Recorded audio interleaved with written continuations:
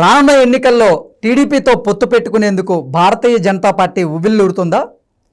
TDP no చెప్పడంతో ఇప్పుడు మోదీకి చంద్రబాబు భయం పట్టుకుందా? అందుకే మోదీ చంద్రబాబుని బెదిరించేటువంటి ప్రయత్నం చేస్తున్నారా అంటే అవుననే సమాధానం ఇస్తున్నారు కొంతమంది రాజకీయ విశ్లేషకులు.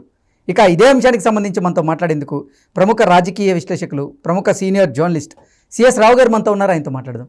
Sir hi sir. Hello Krishna. Sir, వచ్చే ఎన్నికల్లో ఎట్టి పరిస్థితుల్లోనూ ఆంధ్రప్రదేశ్లో టీడీపీతో పొత్తు పెట్టుకోవాలని భారతీయ జనతా పార్టీ ఊళ్ళూరుతుందని, దానికి టీడీపీ నో చెప్పడంతో ఇప్పుడు మోదీకి చంద్రబాబు భయం పట్టుకుందని, అందుకే చంద్రబాబు నాయుడిని బెదిరించేటువంటి ప్రయత్నం చేస్తున్నాడు మోడీ అంటూ కూడా ఒక వార్త సోషల్ మీడియాలో చక్కర్లు కొడుతూ ఉంది. ఏంటి సార్, ఆ వార్తలో వాస్తవం ఉందా? సో ఇలాంటి న్యూస్ ఇప్పుడు వస్తున్నది కాదు. చంద్రబాబు నాయుడు రాజమండ్రి సెంట్రల్ జైలుకి రిమాండ్కి వెళ్ళినప్పటి నుంచి వస్తున్నటువంటి న్యూస్. ఆ సందర్భంగా ఢిల్లీ వెళ్ళినటువంటి లోకేష్కి ఏదో ఆఫర్ చేశారని, ఆ ఆఫర్ని తీసుకొచ్చి చంద్రబాబు నాయుడుతో చెప్తే చంద్రబాబు నాయుడు నో అన్నారని అప్పటి నుంచి వినిపిస్తున్నటువంటి ఒక న్యూస్ అది. అవును. అయితే ఇక్కడ పొత్తులకు సంబంధించినటువంటి విషయాన్ని తీసుకుంటే ఆంధ్రప్రదేశ్లో చాలా విచిత్రమైనటువంటి పరిస్థితి నెలకొంది. ఇంకొక నెలలో ఎన్నికల షెడ్యూల్ రాబోతుంది. అయినప్పటికీ పొత్తుల మీద ఒక క్లారిటీ రాలేదు. ఏ విషయంలో క్లారిటీ వచ్చింది? జనసేన తెలుగుదేశం పార్టీ పొత్తు విషయంలో మాత్రం క్లారిటీ వచ్చింది. కానీ బీజేపీ ఆ కూటమిలో ఉంటుందా ఉండదా అనేది మాత్రం ఇప్పటికీ కూడా సస్పెన్స్ నడుస్తుంది. ఇంకొక ట్విస్ట్ ఏంటంటే, జనసేన ఏమో బీజేపీతో నేను పొత్తున్నానని చెప్తుంది, బీజేపీ ఏం చెప్తుంది నేను జనసేనతో పొత్తున్నానని చెప్తుంది. మరి తెలుగుదేశం పార్టీతో నేను పొత్తున్నానని జనసేన చెబుతుంది. అసలు మరి ఎవరితో పొత్తున్నట్టు అసలు అర్థం కానటువంటి సిచ్యువేషన్, కొంత కన్ఫ్యూజన్ సిచ్యువేషన్ ఉంది. సో ఈ క్రమంలో అసలు బీజేపీ ఎందుకు ఇలాంటి మైండ్ గేమ్ ఆడుతుంది అని అంటే, బీజేపీ టార్గెట్ ఏంటి? తెలంగాణలో 2023లో కింగ్ కావాలనేది బీజేపీ యొక్క లక్ష్యం. 2024లో వచ్చేసి కింగ్ మేకర్ కావాలి ఆంధ్రప్రదేశ్లో అనేది లక్ష్యం. ఆ దిశగా ఆలోచనలో రాజకీయ పావులు కదిపింది. తెలంగాణలో బూమరంగ్ అయింది. ఇక ఏపీలో కింగ్ మేకర్ కావాలనేది ఒక ఆశ మిగిలిపోయింది. అది కింగ్ మేకర్ ఎలా కావాలనే దాని మీద అడుగులు వేస్తున్నటువంటి పరిస్థితి. కింగ్ మేకర్ కావాలంటే కనుక ఎక్కువ స్థానాల్లో పోటీ చేయాలి అనేది ఒక ఆలోచన ఆ పార్టీకి ఉంది. కానీ దానికి తగినటువంటి బలం ఆ పార్టీకి ఉందా అని అంటే లేదని చెప్పి సర్వేలు చెప్తున్నాయి. ఓకే. అయినప్పటికీ తెలుగుదేశం పార్టీని బలహీనపరిచి ఆ స్థానంలో బీజేపీ ఎదగాలి అనేటువంటి ఒక ప్రయత్నం చేస్తూ ఉందనేది రాజకీయ వర్గాల్లో ఆంధ్రప్రదేశ్లో సర్వత్రా వినిపిస్తూ ఉంది. ఎందుకు? YSR Congress party vote bank అంతా కూడా పూర్వపు Congress party vote bank. So ఇక్కడ బీజేపీకి ఎక్కడుంది స్పేసు? లేదు. Plus YSR Congress party vote bank ఏంటి? పక్కా ముస్లిం అలాగే క్రిస్టియన్ ఓట్ బ్యాంకు ఉంది, అక్కడ రెడ్డి ఓట్ బ్యాంకు ఉంది కొంత మేరకు. సో ఇక్కడ బీజేపీకి ఉండే ఓట్ బ్యాంక్ ఏంది? హిందూ ఓట్ బ్యాంక్ కావాలి. హిందూ ఓట్ బ్యాంక్ కావాలంటే ఎక్కడి నుంచి వస్తుంది? తెలుగుదేశం పార్టీని చంపేయాలి, తెలుగుదేశం పార్టీని బలహీనపరచాలి. సో ఆ దిశగా అడుగులు వేస్తున్నటువంటి బీజేపీకి చంద్రబాబు నాయుడు ఎత్తుగడలు, చంద్రబాబు నాయుడు వ్యూహాలు మింగుడు పడినటువంటి పరిస్థితి.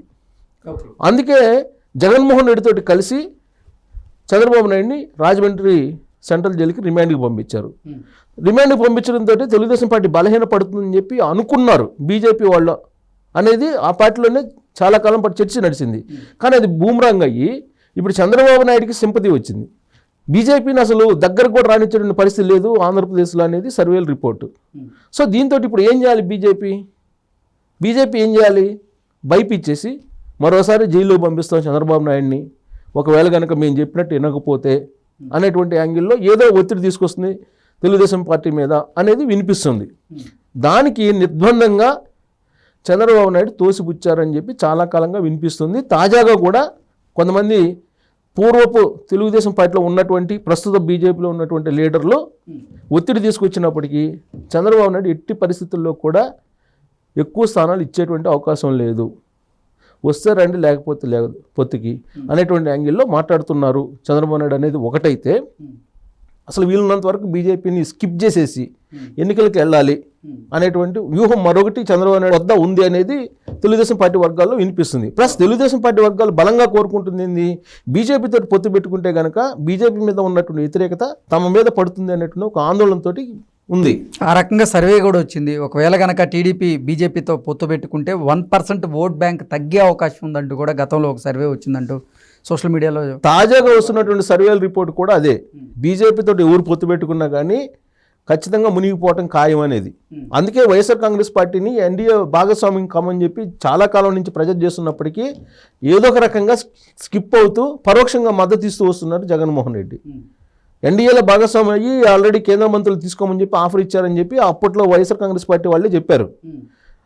లేదు మీకు భాగస్వామ్యం లేకపోయినప్పటికీ రాజకీయంగా అన్ని రకాలుగా మేము మద్దతు ఇస్తామని చెప్పి ఆల్రెడీ కమిట్ అయ్యారు జగన్మోహన్ రెడ్డి. అందుకే ఆయన బెయిల్ మీద ఉన్నారు, లేదంటే జైలుకి వెళ్ళేవాళ్ళు అనేది సర్వత్రా వినిపిస్తున్నటువంటి ఒపీనియన్. సో ఇప్పుడు వైఎస్ఆర్ కాంగ్రెస్ పార్టీ నేరుగా కనుక పొత్తు పెట్టుకుంటే బీజేపీ తోటి ఉన్నటువంటి Christian vote bank, Muslim vote bank చేజారిపోయేటువంటి అవకాశం ఉంది. దాంతో అసలు వైఎస్ఆర్ కాంగ్రెస్ పార్టీ మనుగడే కష్టమయ్యేటువంటి ప్రమాదం ఉంది. అందుకే చాలా దూరదృష్టితోటి జగన్మోహన్ రెడ్డి ఏం చెప్పారంటే నరేంద్ర మోడీకి కానీ లేదా బీజేపీ నేతలకు కానీ మేము బయట నుంచి మద్దతు ఇస్తాము, అంతే తప్ప ఎన్డీఏలో భాగస్వామ్యం కామని చెప్పామని చెప్పి ఆ పార్టీ వాళ్ళు అనేక సందర్భాల్లో గతంలో చెప్పారు. సో కాబట్టి వైఎస్ఆర్ కాంగ్రెస్ పార్టీ బీజేపీ పొత్తు అనేది డైరెక్ట్గా ఉండదు, ఇండైరెక్ట్గా ఆ రెండు పార్టీలు ఒకటే, డైరెక్ట్గా మాత్రం ఉండేటువంటి అవకాశం లేదు. ఇక బీజేపీకి ఉన్న ఆప్షన్ ఏంటి? తెలుగుదేశం పార్టీ, జనసేన ఏమో తెలుగుదేశం పార్టీని విడిచిపెట్టి నేను రాలేము అని చెప్పి జనసేన క్లియర్గా చెప్తోంది. ఇలాంటి పరిస్థితుల్లో బీజేపీ ఏం చేయాలి? బీజేపీ ఏమనుకుంటుంది, జనసేనతో కలిసి వెళ్తే ఎంతో కొంత ఏదో లబ్ధి పొందొచ్చు అనే ఆలోచన ఆ పార్టీకి ఉంది. కానీ అలా వెళ్ళినా కానీ ఏం జరుగుతుంది అనేది తిరుపతి ఉప ఎన్నికల్లో తెలిసింది. తిరుపతి ఉప ఎన్నికల్లో జనసేన బీజేపీ రెండు కలిసి వెళ్తే డిపాజిట్లు కూడా రాలి అక్కడ రత్నప్రభకి ఉప ఎన్నికల్లో. సో రెండు పార్టీలు కలిసి వెళ్ళినా ఏం జరుగుతుందనేది తెలుసు.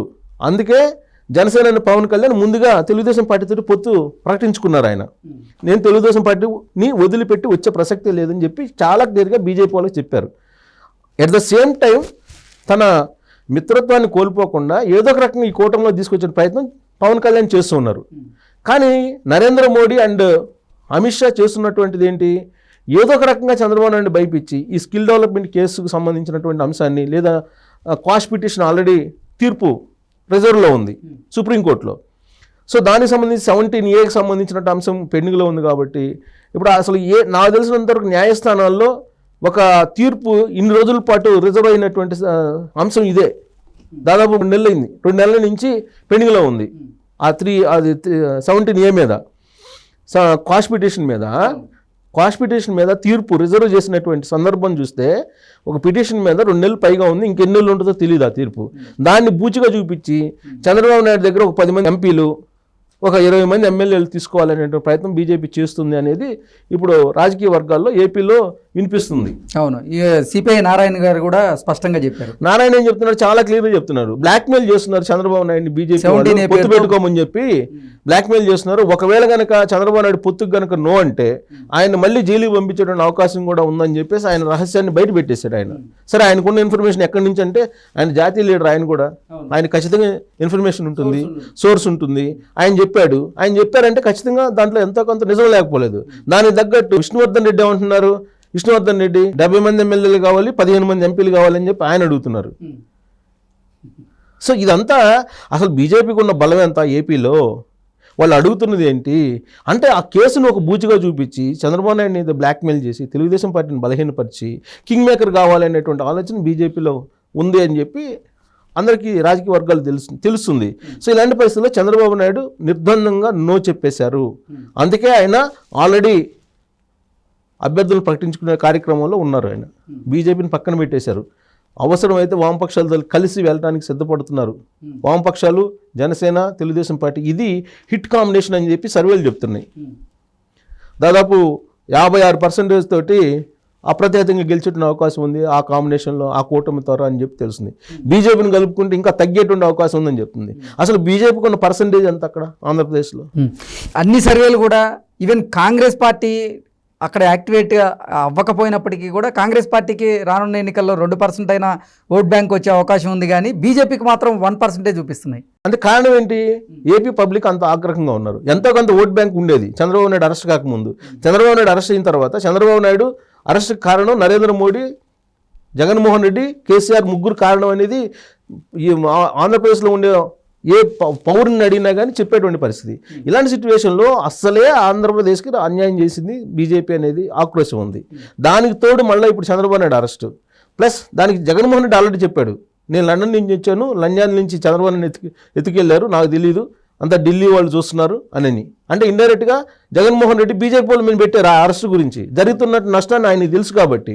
సో అంటే బీజేపీ వాళ్ళు ఇంత గేమ్ ఆడుతున్నప్పుడు ఆంధ్రప్రదేశ్ పౌరులు ఏ విధంగా ఆ పార్టీని సానుకూలంగా సహకరిస్తారు? ఆ పార్టీకి ఛాన్స్ లేదు. అందుకే చంద్రబాబు నాయుడు ఆ పార్టీని కాదని ఎన్నికలకు వెళ్ళేటువంటి అవకాశం చాలా క్లియర్గా కనిపిస్తూ ఉంది. సో ఒంటరిగా వెళ్తుంది బీజేపీ, వెళ్ళే అవకాశం ఉంది, వెళ్ళక తప్పదు. సో ఒంటరిగా వెళ్తే కనుక ఎన్ని ఓట్లు వస్తాయో చూడాలి ఆ పార్టీకి.